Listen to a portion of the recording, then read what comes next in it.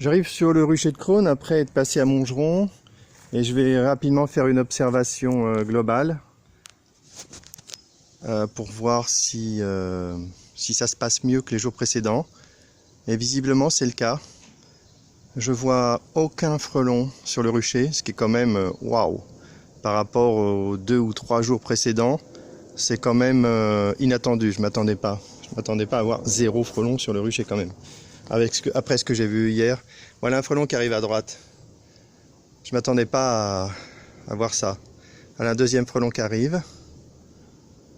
Bon, c'est plutôt pas mal. C'est plutôt pas mal, hein. Génial. Franchement là, je suis rassuré. Je reviendrai à des heures différentes. Là, il est quand même 12 heures. Je sais pas trop s'il fait chaud, mais bon. Bon, j'ai placé des cartons devant les planches d'envol pour reprendre l'idée d'Herbrin et des Coréens de masquer aux abeilles à la planche d'envol la vue des frelons. Ça ne peut être que positif. Ah non, non, non, non, non. Ah non, non, non, non. Ah bah ça va mieux les abeilles. Ah bah ça va mieux. Ah, ça me rappelle le bon vieux temps ça. Si je voulais de l'activité des abeilles, là il y en a une qui m'a entendu, hein. Je me la suis pris dans la figure, elle a tapé 2 fois, mais grâce à des années de pratique des arts martiaux, j'ai esquivé et je me suis enfui. Voilà, toute l'histoire. Bon, de faire gaffe quand même, hein, parce que les piqûres dans la figure, ça fait du bien à personne. Ouais, faut que je fasse gaffe. J'étais dans le couloir d'envol, et là, c'est très actif. La ruche horizontale est très active. On voit des abeilles qui arrivent très régulièrement. Donc je disais que je pense qu'elles n'ont pas trop de mal à atterrir sur la planche d'envol. Là, je les vois arriver, je regarde un petit peu, là. Je les vois arriver. Bon, elles ne se posent pas direct, hein. Mais franchement, l'hésitation dure quelques secondes, quoi. Il n'y a rien de méchant. Alors si après, ça supprime les barbes défensives, bah, on verra. Là, j'ai aucune conclusion, j'ai aucune vraie observation. C'est des mesures un peu spéculatives, on va dire, mais qui ne coûtent rien. Alors par contre, il y a probablement un problème avec le maillage 5 mm sur cette tente, et peut-être ces abeilles, c'est qu'il y a beaucoup d'abeilles en haut. Donc ça c'est une interrogation. Et le maillage rond, plus ou moins à peu près rond, oh non, ça suffit là. Je suis vraiment, je peux pas me mettre là, même devant la grille, c'est encore le couloir d'envol. Donc je dois faire gaffe. Ouais, le maillage 5 mm, il y a un risque que certaines abeilles ne le traversent pas. Donc ça, c'est un peu gênant. Je vois beaucoup trop d'abeilles en haut, mais j'en vois pas assez pour penser que les abeilles ne traversent pas du tout. Donc voilà, bah, il suffit de ça. Des fois, je ferais mieux d'arrêter de parler et de regarder un peu plus. Là, je viens de voir une abeille qui a traversé le... Je vais essayer de le montrer, hein. Voilà, les abeilles traversent. Les abeilles traversent le 5 mm, donc c'est vraiment génial. Alors pourquoi les abeilles, pourquoi j'avais le droit de penser que les abeilles traversent le 5 mm? Ça c'est un petit clin d'œil pour Herbrin. Bah, Herbrin et n'importe quel apiculteur, on peut tous ouvrir nos ruches et mesurer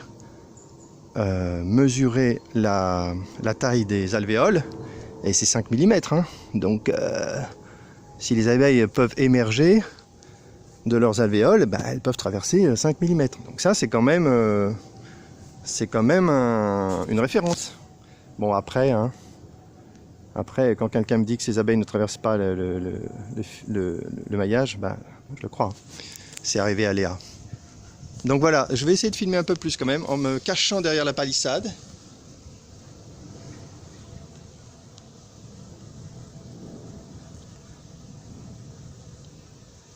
Il n'y a pas beaucoup d'abeilles qui traversent, hein. De toute façon, là, il y a peu d'abeilles, il n'y a pas... Je continue de filmer, je vais voir.